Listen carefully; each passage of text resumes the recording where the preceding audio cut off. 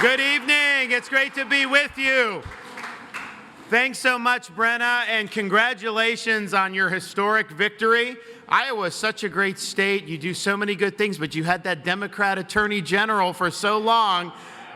People said it couldn't be done, and she did it, and it's important when you have an administration like the Biden administration that you guys in Iowa have someone fighting back against that with all the things that she's doing. So I commend her for her work. She's done a lot in 7 months, and I know you're going to get a lot more work out of her as she continues to serve as your Attorney General. So great job, and keep it up.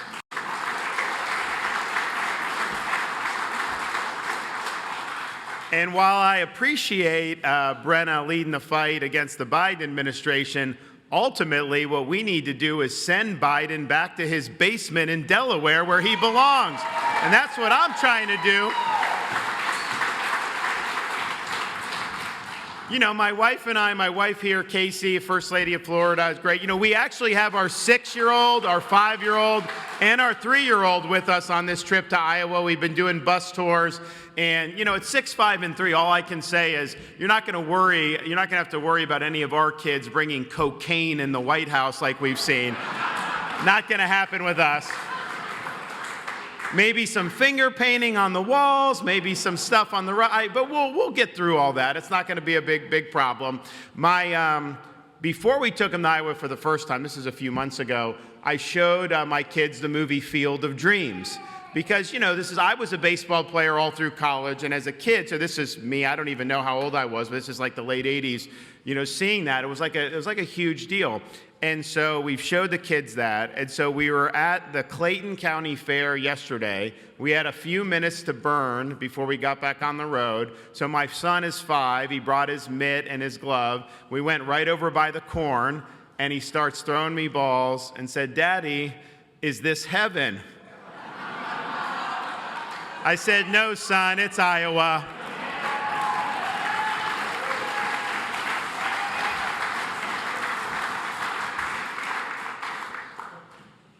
We are here, and I think we can all acknowledge that America is currently in a state of decline.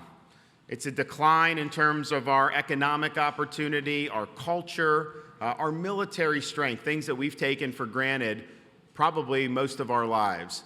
It's not going to be enough for Republicans to just manage the decline a little bit better than the Democrats. This decline's not inevitable. This decline is a choice. It is a choice that we're going to make as Americans over these next 18 months. And I'm running for president because I want to reverse the decline of this country. I want to restore it to its proper greatness. And I want to give our people a new birth of freedom. And we are going to get working to do that very, very quickly. You know, as Brenna said, I was a blue-collar kid growing up. I mean, I worked all kind of jobs, minimum wage, to be able to get ahead. And I did that because I've always believed in America, if you work hard and you get the most out of your God-given ability, you can succeed regardless of where you start from. And yet we're losing a lot of that idea of the American dream in this current generation. We need to restore it. I also wore the uniform of this country. You know, I'd put myself in a position to be able to make money and to be able to do stuff, and then 9/11 happened. So I said, you know what, there'll be time for doing that. I've got to raise my hand and offer service. And so we did. We did a lot in the U.S., Guantanamo. We went to Iraq, serving alongside Navy SEALs in Fallujah and Ramadi and some of those places in western Iraq. And it was the type of thing that, you know, even though I made financial sacrifices, even though I had other options, you know, you felt a sense of accomplishment and pride just being able to wear the uniform of the greatest country in the history of the world. And you wear the American flag and you're serving alongside fellow patriots. And yet you look at our country now, our country is losing to countries like China. We are not the country that we should be in terms of American strength. We need to restore this country to its proper place. And then my wife and I, as parents to 3 young kids, we do these education things. Brenna mentioned some of the things we fought for, and I'm proud to do it as governor. But I also see these things through the lens of a dad, of a 6, 5, and a 3-year-old. And we just believe, my wife and I, that parents should be able to send their kids to school, have them watch cartoons, just be kids, without somebody having an agenda shoved down their throat. And yet we see in our culture all these problems. We've got to fix that.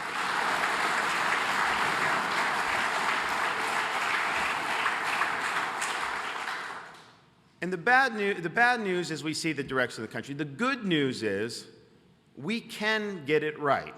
We can fix it. Now, it's going to take leadership, it's going to take vision, and it's going to take the courage of our convictions, because when you do what's right in this day and age, that is not cost-free. They are going to come gunning for you. They are going to have the knives out. They're going to sling the arrows, and you've got to be willing to stand your ground. And with me, the one thing you know is I have a record of actually doing that as governor of the state of Florida. Most people that run for office overpromise and woefully underdeliver on those promises. You know that. You see people all across the country who've run for different things. I made commitments to the people of the state of Florida about what I would do as governor, and I honored every one of those commitments. In fact, we made big promises and we over-delivered on our promises. That's what you should expect, somebody that's going to get the job done.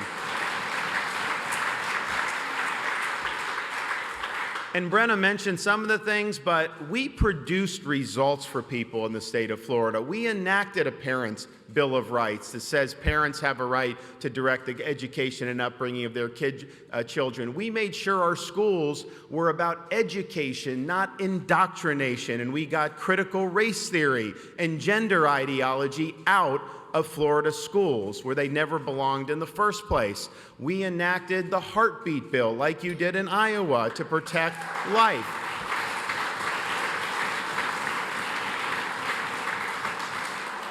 We signed legislation protecting and expanding Second Amendment rights in the state of Florida. We passed legislation that I signed kneecapping ESG in the state of Florida. It's dead in our state. No social credit scores, none of the nonsense. We enacted over $2.7 billion in tax relief just this year to help Floridians deal with bidenflation, including making permanent elimination of the sales tax for all items related to raising babies. Diapers, wipes, cribs, strollers, all tax-free. You're raising kids tax-free in Florida. That's what you got to do. We've stood up against illegal immigration. We've banned sanctuary cities. We've sent Floridians down to the southern border to help the state of Texas. We even were able to transport illegal aliens to beautiful Martha's Vineyard.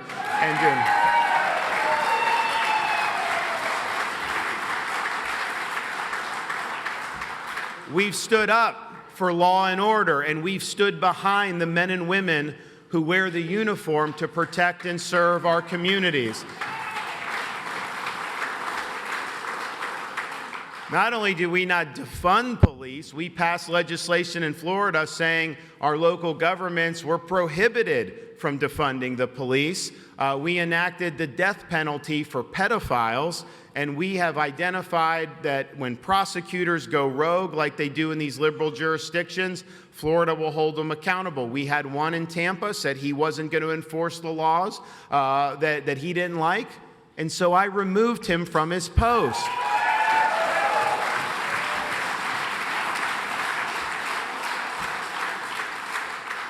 We've enacted universal school choice in the state of Florida so that every parent has the option to send their kid to the school of their choice.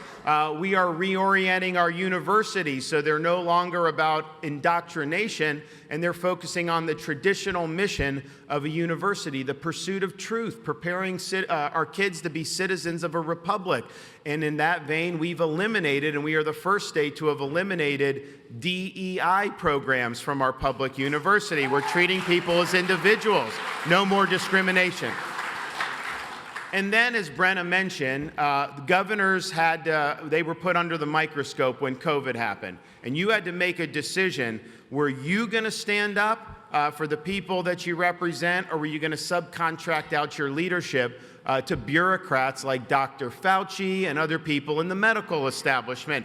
And Florida, we decided to chart a different course. And when we did that, we were met with a lot of blowback. I was taking more incoming than any governor has ever taken, constantly smearing, attacking the left, the media, even some Republicans saying you can't have kids in school, you can't do all this stuff. And a lot of people told me, you know what, you're cooking your goose politically, you're never going to recover from this, your career is over and all this stuff. And first of all, a leader has to put the jobs of the people he represents ahead of protecting his own political hide. That is what it doesn't matter what the politics is. And at the end of the day, we refuse to let the state of Florida descend into some type of Faucian dystopia where people's livelihoods were destroyed and their freedoms were curtailed. So we stood up for freedom. We held our ground to keep the state open. And so now we're sitting here a few years later. Florida's economy is ranked #1 amongst all 50 states. We're ranked #1 in education by U.S. News and World Report. We have no state income tax, which you all should try sometime. You will like it.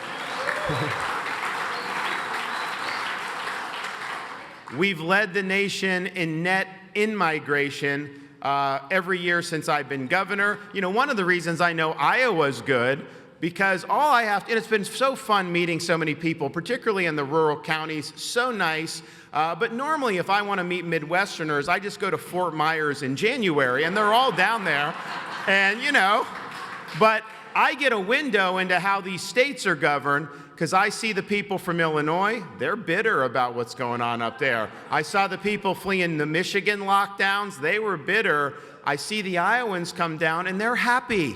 They're happy to be in Florida, but they're happy to be Iowans too. So you see that, and you've seen how Florida has stood out with people wanting to come to our state. So we've done it right. We've put ourselves, and oh, by the way, we're running massive budget surpluses, and since I've been governor, we have paid down almost 25% of our state's total outstanding debt that it's accumulated through its entire history as a state.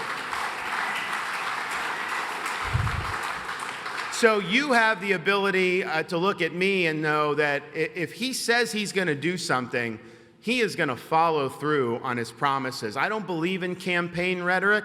You know, there's some things I could say that probably be, you know, popular in the moment that I wouldn't be able to accomplish. So I'm not going to be out there and saying it. I'm going to tell you exactly what we're going to do. So we will hit the ground running on January 20th, 2025. There'll be no distractions. We're going to focus on the issues and focus on getting the job done for the people. We're going to be focused. We're going to be disciplined. We're going to reverse bidenomics so that the middle class has a chance in this country again. We're going to take all of Biden's executive orders and bureaucracy and regulation, and on day one, they're going in the trash can.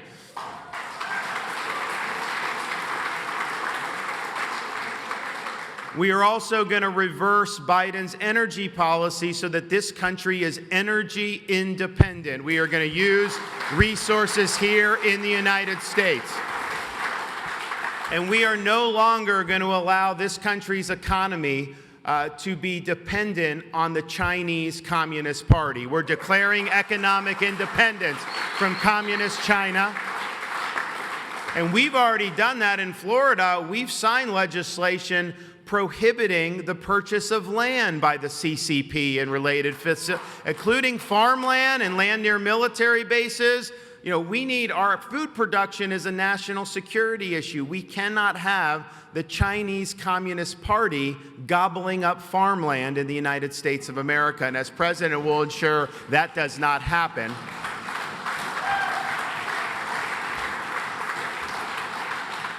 You can take this to the bank. I will be the president that finally ends the problems at our southern border. We are going to take care of it, and that's that.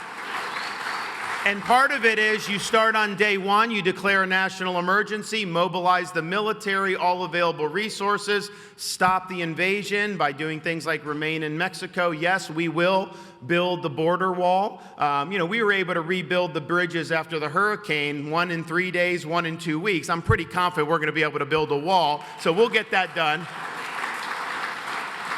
But more important, perhaps, than that, we will be the first president that is actually going to hold the Mexican drug cartels accountable for the carnage that they are causing in this country. They are sex trafficking people into this country, human trafficking. They are bringing in fentanyl such that tens of thousands of Americans are dying every single year. There's mothers in every corner of this country that have had to bury children as a result of what they're doing. So we've let it be known very clearly.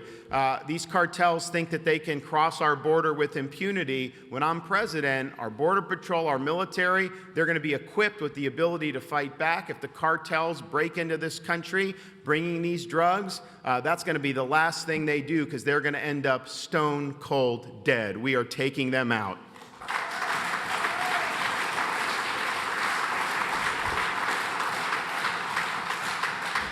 We are also going to bring in a reckoning about the federal government's COVID-19 lockdown policies, the people that were suffered under mandates, the kids who were denied education because of school closures. You know, as Brenna said, being in Iowa or Florida, you had a much different experience than what some people did. But there are places where these small businesses got wiped off the face of the earth. You had kids locked out of school for over a year. You had people forced to take a shot that they did not need or did not want to take. And I just think somebody should be held accountable for all those bad policies, and we are going to do it so that it never happens in this country ever again. We also will recognize that we are engaged in a battle of ideas with the political left. And there's always been different flavors of leftism. Right now, they've really indulged in this woke mind virus as their governing ideology. And some people say, oh, don't worry about that. You know, there's all these other things. Well, first of all, it's important that our society is rooted in the truth. Don't tell me that a man can get pregnant and expect me to accept that. I will not, okay? We're going to be rooted in truth. We're going to be rooted in reality. We're going to be rooted in facts. That's first thing. Second thing is, when this ideology infects different institutions in our society, it corrupts them. It ruins parts of people's lives. For example, this ESG, if that takes hold, the average American will be poorer as a result of that policy. If it takes hold in education, the kids end up getting indoctrinated. They end up having poor performance as students as a result of that. When it overtakes the criminal justice system, like we've seen in Chicago and San Francisco and Los Angeles, the inmates run the asylum and the average family ends up less safe as a result. If woke ideology is able to take hold of the government and all the other major institutions in this country, it's going to destroy this country. There's not one city, one state that is governed by leftist politicians wielding leftist ideology that has been successful. They are hurting their people, and they are causing these societies to collapse. We've made Florida the state where woke goes to die. As president, we'll ensure to leave the woke agenda in the dustbin of history where it belongs.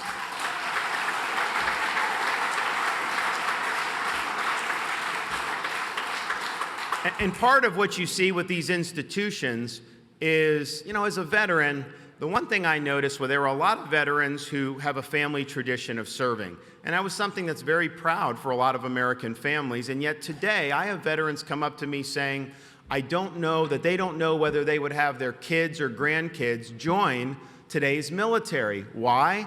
Because the military is engaging in social experimentation. There's political ideology, woke activism. They're talking about pronouns and drag queens and all these things.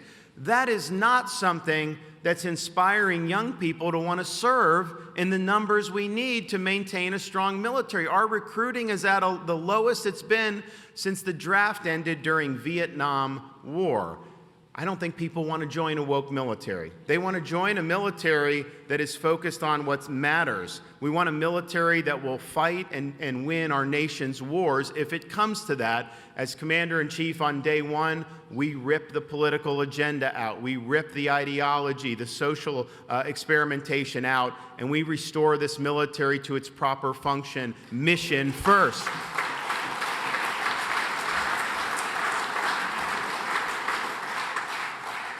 And I know Brenna will appreciate this, but we have a constitutional system in this country that is out of whack.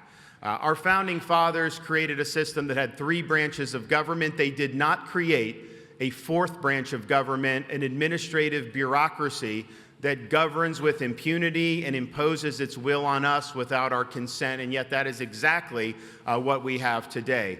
You look at things like weaponization of government, the founding fathers would have predicted that would happen if government is not held constitutionally accountable. They knew human nature being what it is, that people are apt to abuse power when they're not constrained. And that's what you see with the IRS, the FBI, and the Department of Justice. I mean, can you imagine if we were here even 10 years ago talking about the FBI scoping out parents going to school board meetings in Northern Virginia, sending a SWAT team to arrest a pro-life activist, Mark Houck, talking about traditional Catholics being potential terrorists, and yet that is what is happening as this government has been weaponized against people it doesn't like.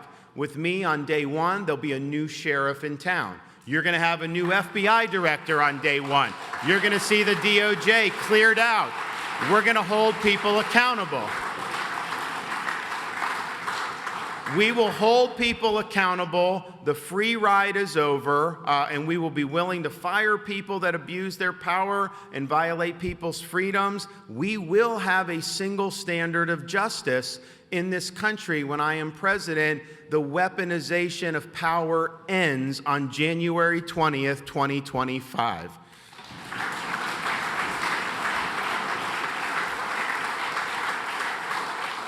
So here's the deal. I think 2024 is a turning point election in American history. We're a nation in decline. If we continue on this course, the decline is going to become deeper, and it may even be unrecoverable in 4 more years after that.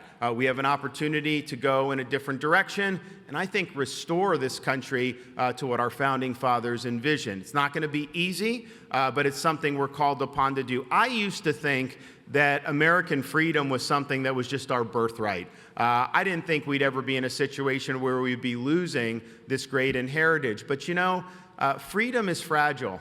President Reagan said it's 1 generation away from extinction. Our founding fathers understood this. When Benjamin Franklin walked out of the Constitutional Convention, he was asked, "Did you give us a republic or a monarchy?"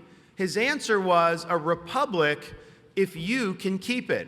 They understood that you can have a great constitution. It doesn't run on autopilot. It requires every generation of Americans to answer the call to stand up to preserve liberty. So it's our time to do this now. And I'm motivated to do it out of a sense of duty to myself, my family, my kids, potential grandkids, and other people in our community in Florida and beyond. But I'm also motivated because I have an appreciation for the sacrifices that so many Americans in previous generations have made so we can be free.